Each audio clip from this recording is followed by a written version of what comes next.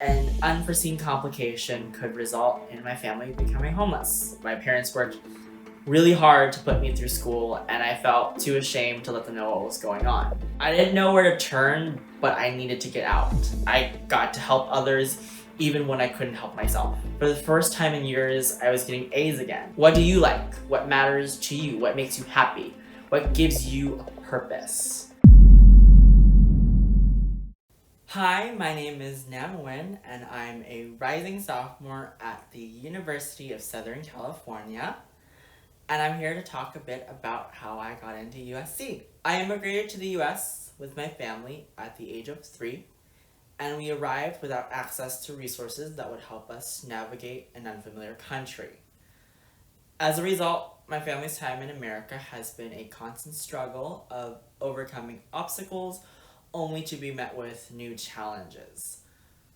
Without a formal education and any applicable skills, like many other Vietnamese families, my parents became manicurists. My parents worked really hard to provide for my brother and I, but we were barely scraping by. I remember going to bed each night worried if we would have enough money to eat or house ourselves. This definitely made me grow up a bit faster. When I was in 2nd grade, I just remember seeing how carefree my friends were while I was constantly worried about what happens next. Our life was full of uncertainty. At any given moment, an illness, a natural disaster, or an unforeseen complication could result in my family becoming homeless. Our financial hardships would only continue until about the 6th grade, when my parents had saved up enough money to open their own nail salon. After they opened their own business, our financial struggles definitely lessened, but money issues did continue to be an issue. With their growing business and some generous financial aid packages, I was able to attend private school. Things were looking up for a little bit. I was ready to attend a more prestigious high school with eventual hopes of getting into a really good college. But new opportunities brought new challenges, and my personal struggles grew as I started high school. At the start of my freshman year of high school, I felt comfortable enough to come out. I honestly thought everyone would be accepting of me, but this was not the case. I faced some name calling and bullying from my classmates and some of my teachers as well. I remember being constantly talked about behind my back, people starting rumors about me. Some of my peers even called me the F word. Some of my teachers made it clear that they were not okay with my sexuality and made things very difficult for me academically. I spent my 4 years of high school bullied for my sexuality by some of my peers and teachers. And this experience of hate took a toll on my mental health, and I had no idea how to navigate this new hardship. I felt like I couldn't ask for help either. My parents worked really hard to put me through school, and I felt too ashamed to let them know what was going on. And the situation at school would escalate to the point where I was not allowed to attend my own graduation because I wanted to wear a dress and heels. I was so upset that I couldn't go to graduation. I spent 4 hard years there, and there were times where I wouldn't even think I would even graduate. I left high school with a 2.88 GPA, low test scores, and not being able to graduate or go to graduation made me feel even worse. Because of the bullying and not being able to get help, I felt kind of hopeless. I felt trapped and stuck in a horrible situation. My mental health definitely suffered. My grades deteriorated, and as the days went on, I started to really lose hope of going to a really good college. I didn't know where to turn, but I needed to get out. At the end of my sophomore year, I felt like giving up, but I didn't want to be another victim. I wanted to get out. I needed to work towards something.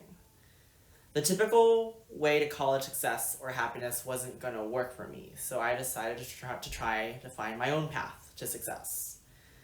Nothing in life is really one size fit all, so I began volunteering. My journey of volunteering and growth began at the start of my junior year when I became a project leader for a 501c3 nonprofit organization focused on promoting leadership worldwide. My team and I worked to develop educational solutions for orphan children in Bauchi State, Nigeria. This experience built a foundation to enable my personal growth and understanding my passions. I was forced out of my comfort zone and witnessed a perspective that most high school students didn't get to see. My work with the children in Nigeria exposed me to the disparities and lack of access that this population faced. I saw the extreme poverty they were subjected to and how from the minute they were born their fates were sealed. Every person has their own problems and things could be better, but things could be worse.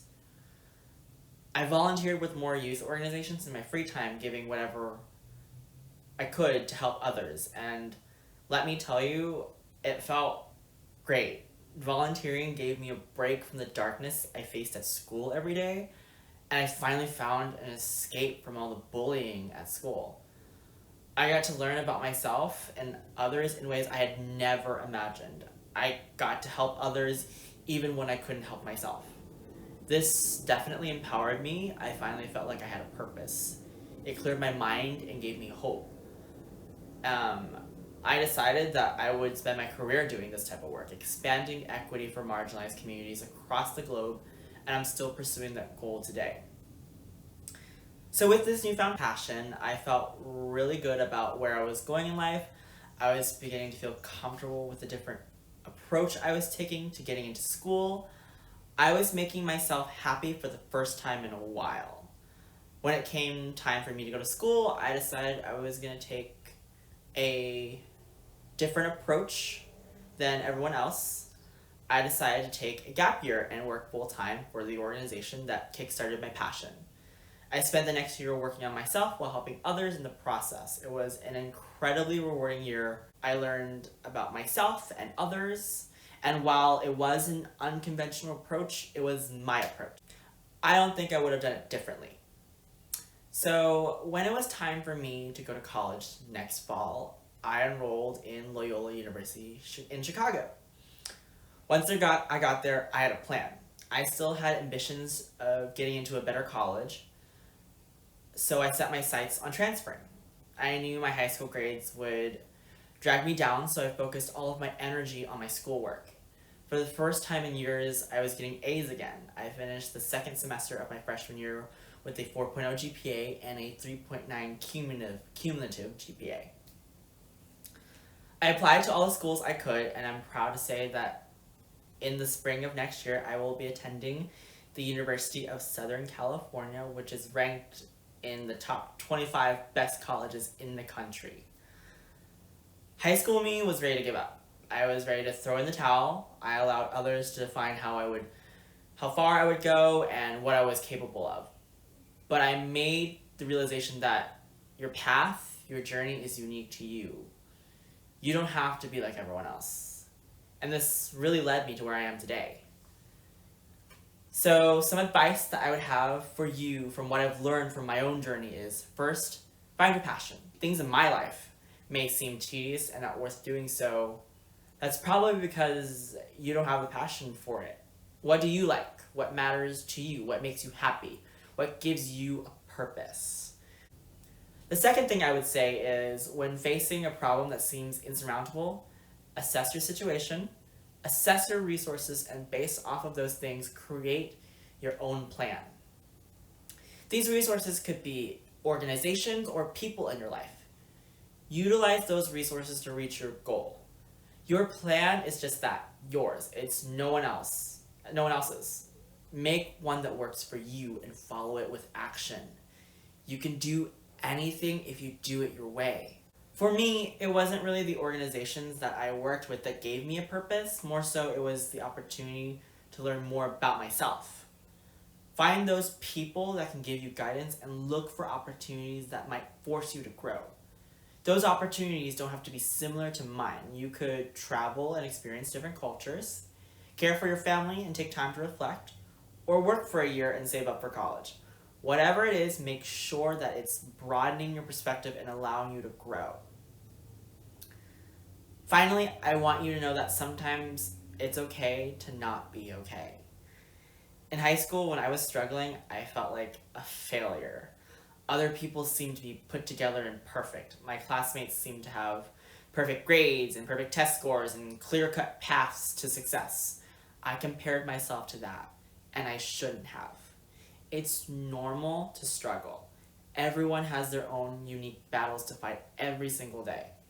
We try to hide them, but we don't have to. Your problems are not a reflection of what you're capable of. It's how you acknowledge them and deal with them that attests to your character. Approach your issues and your problems your way and find a path to make it through. And I promise you, you will succeed. Tell us what you think about this video, and don't forget to like, share, and subscribe.